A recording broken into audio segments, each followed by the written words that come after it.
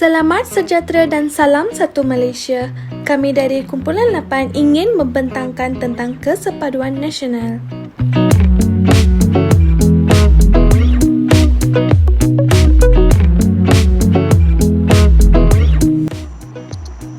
Kesepaduan nasional adalah satu keadaan aman dan makmur yang wujud dalam masyarakat yang berbilang kaum kerana wujudnya kesepakatan sosial antara satu sama lain.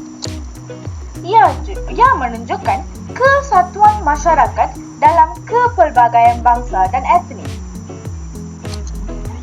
Selain itu, kesepaduan nasional merujuk kepada kemampuan saling bergantungan antara ahli masyarakat berkongsi nilai-nilai kesetiaan bertujuan perpaduan. Ia juga boleh berkata perpaduan dalam kepelbagaian atau unity in diversity. Terdapat prasyarat kepada perpaduan iaitu kesepaduan sosial. Bagi mencapai kesepaduan sosial, kita perlulah mengekalkan keharmonian negara kita yang mempunyai pelbagai bangsa, agama dan budaya supaya perpaduan ini kekal terbina. Kesepaduan sosial dapat dilakukan melalui akomodasi, asimilasi, amalgamasi dan akulturasi. Akomodasi, cara atau perbuatan bagi menyesuaikan diri dengan orang lain atau dengan persekitaran. Akomodasi juga dilakukan supaya menjadi selaras atau sesuai dengan keadaan dan keperluan. Namun, setiap etnik masih lagi menghormati etnik lain dan dalam masa yang sama turut mempertahankan budaya hidup masing-masing. Asimilasi, proses penyatuan atau pencantuman antara golongan etnik yang berlainan budaya sehingga membentuk satu kelompok dengan kebudayaan dan identiti yang sama.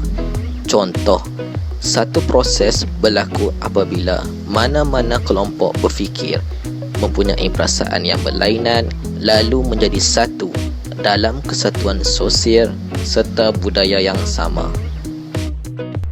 Amalgamasi, satu proses yang terjadi apabila budaya atau ras bercampur untuk membentuk jenis-jenis budaya dan ras yang baru.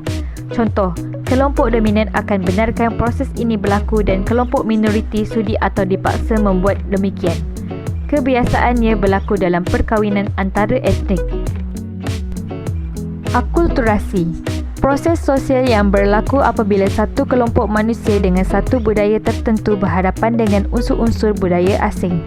Budaya asing ini akan diterima dan diolah dalam kebudayaan kita tanpa menghilangkan sifat peribadi budaya asli.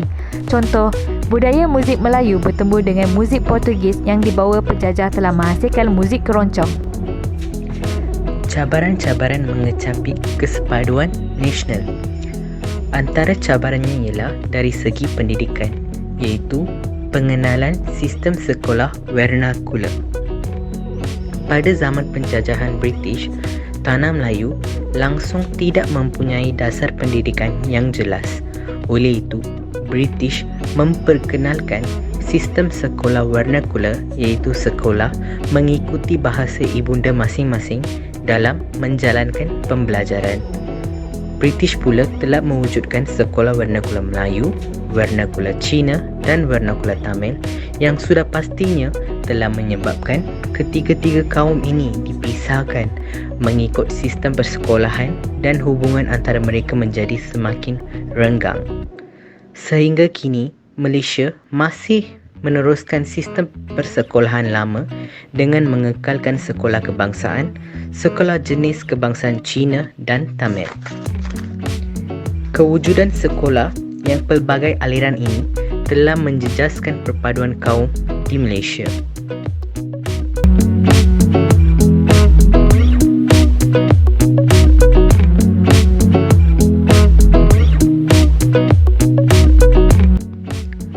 Cabaran yang seterusnya adalah cabaran dari segi keagamaan dan kebudayaan. Setiap kumpulan etnik mempunyai agama, budaya dan bahasa yang berbeza. Setiap kumpulan etnik mempertahankan kebudayaan dan adat resam mereka dan juga menganggap kebudayaan mereka sahaja yang terbaik. Mereka juga hanya menggunakan bahasa mereka tersendiri dan tidak mahu membuka dunia budaya mereka kerana beranggapan identiti bangsa mereka akan hilang.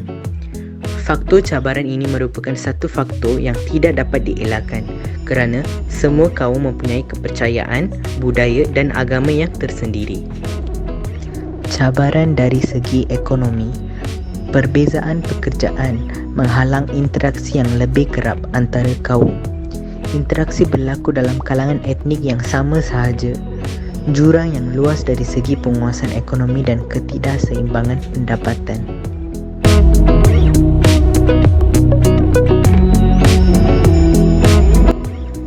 Kesepaduan nasional amat penting untuk memastikan negara kita tidak diganggu-gugat oleh negara asing. Kita tiada toko silam seperti Dul Said dan Rentap untuk menentang kemarahan penjajah. Yang kita ada ialah negara yang diketuai oleh Perdana Menteri. Seterusnya, kesepaduan nasional dapat memupus semangat nasionalisme yang mendalam kepada semua kaum di negara ini tanpa mengira bangsa, agama dan warna kulit. Berdasarkan senario hari ini, rakyat Malaysia haruslah bertanggungjawab menerima segala adat resam dan budaya yang berlainan agama dengan fikiran yang terbuka. Selain itu, kesepaduan nasional juga dapat meningkatkan imej negara. Hal ini hasil daripada kerjasama antara semua kaum tanpa timbul sebarang permasalahan. Akhir sekali, kesepaduan nasional dapat menarik pelancong asing untuk melawat negara kita. Dengan keunikan masyarakat majmuk yang hidup dalam keadaan harmoni, para pelancong akan tertarik untuk mempelajari budaya rakyat Malaysia.